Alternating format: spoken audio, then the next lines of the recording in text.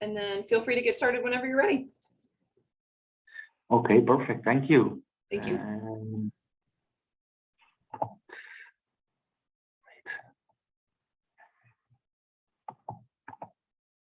Okay.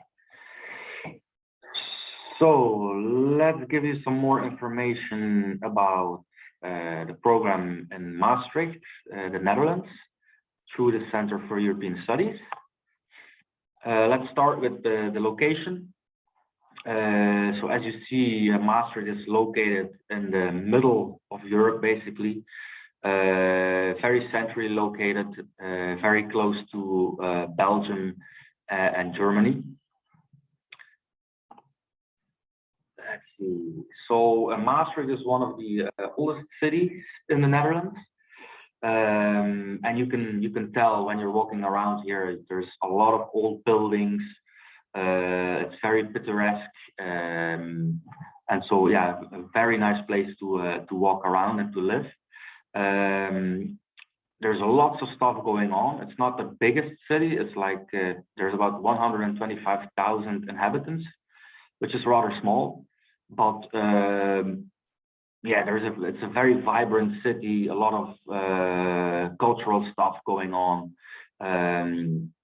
You know, people tend to go outside a lot when the sun is there, and there's always something going on, which is really great. And then again, yeah, the location is really key. You can easily travel to different countries. There's a handful of airports located very close by, which makes it very easy to get to different places. Then the university itself is one of the youngest universities of the country. Because of that, they had to be innovative, and therefore they used the PBL learning system, so problem-based learning. This means that the tutorials are basically in a very small setting, so 15 to 20 students sit in a room, and the professor tends to stay at the background. So it's basically it's very student-centered. The students teach themselves. Can sound a bit strange, but it has been proven that it's a very very good system, and that students learn a lot out of it. Then it's Maastricht University is a very international university. I believe 50%, maybe a bit more now, comes from a non-Dutch background. So you'll find or at least a lot of different nationalities on the streets, but also in the classroom. For example, a lot of students, an American CES student might be the only American student in the classroom, together with Dutch students, Belgian, German, somebody from Scandinavia, Africa, you name it. So it makes it a very, very interesting setting to learn. Laura, yes. Will you explain? So the OEP programs is what we call the open enrollment programs. And for you, the program that's most interesting is the Business and Economics in Europe program. We have 4 other tracks, which, are part of the OEP program. But within the business program, there is, a certain structure that applies to all the OEP programs. First application. Yeah. We have a new application system that's called Dream Apply. I think, Nina, I already saw that you started your application, if I'm not mistaken. So you already found it, which is great. Yeah, perfect. If you have any questions or anything, feel free to let us know at the end. But it's pretty straightforward. I think you just fill in all the information, upload the documents, and then that's all we need from you as far as the application goes. And then on the next slide, I think we have the program structure. Exactly. So the OEP programs, all 5 programs follow this program structure. You arrive in Maastricht, and then you have a 2-week introduction. The first week is like a cultural intro. We take you on a trip. You get to know the other CS students, us as the coordinators, and Maastricht as your new home for the semester.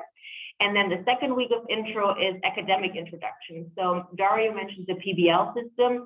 So of course you'll get a training to kind of figure out how it all works, how to apply it, and how to, work with the PBL system.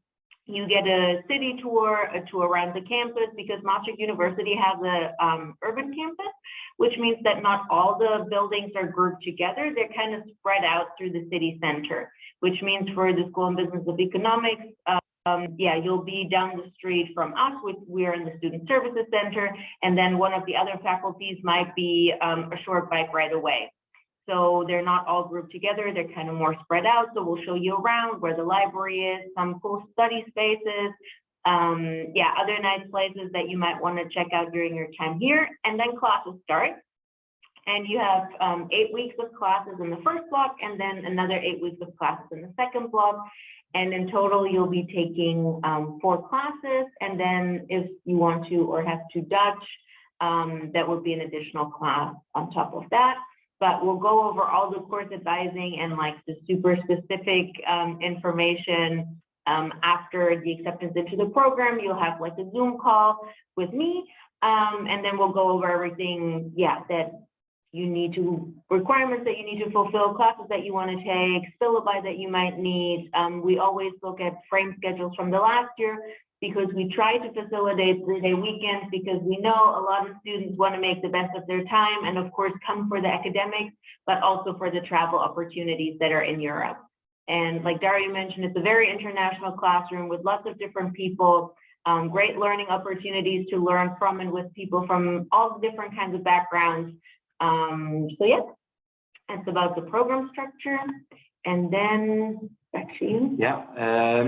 So you will stay in the international guest house, very close to the city center, and it's basically all exchange / international students who stay at the guest house. So also in this case, it's a very international setting. And it's a great place to meet other international students. Here you can see a little picture of one of the rooms. So you would stay in the P building in a double room with an own private kitchenette. It's a very nice place to stay. There's a sports facility, so there's a basketball court, there's tennis court, there's a pharmacy, and there's GPs in the building. There's also a small mall close by, and it's just a nice place to stay. There's 24/7 security on the premises, so in case something comes up, there's always somebody who can help you. Then you guys are used to meal plans. For example, we don't have such a thing, but there are lots of different places like restaurants or lunch places, coffee places throughout the city. Also very, because of let's say the urban campus, like Laura mentioned, there's always something very close by one of the buildings that you have class in, for example. So that makes it very handy. For example, the School of Business and Economics also has a Mensa, so that's also a place where you have warm food, for example, midday or in evenings. For the rest, there's so many places where you can have a bite or a drink in between classes or after class. There's also a sandwich shop in the guest house, for example. So that's another place where you could have something to eat. And then just a little bit more about the services at CES. We assist you with as much as we can to make the preparation for your study abroad as easy as we can. So apart from the course advising and the academic side of things, we also help with visa and residence permit procedures. We pick you up from the airport on arrival day, we drop you back off at departure day, and so you already know, you don't have to worry about that. and we have 24/7 emergency assistance. So if anything goes wrong, which of course we don't hope it does, but if it does, you have our cell phone numbers and you can always give us a call and we'll do our best to help you out. And yeah, right now, also with COVID, I think that's on the next slide. We of course want to make sure that everybody is safe, and we follow the local guidelines from the Dutch government, but also has very specific COVID rules about wearing masks and keeping distance and all of that. We have a specific health counselor that helps with all COVID related questions, and of course program coordinators. So we're also there if you have any questions or concerns about that. Hopefully by the time you arrive in Maastricht, it's already going to be less and less. And then, yeah, we'll keep you updated on everything. In the meantime, if you want to check out our social media, feel free to do so.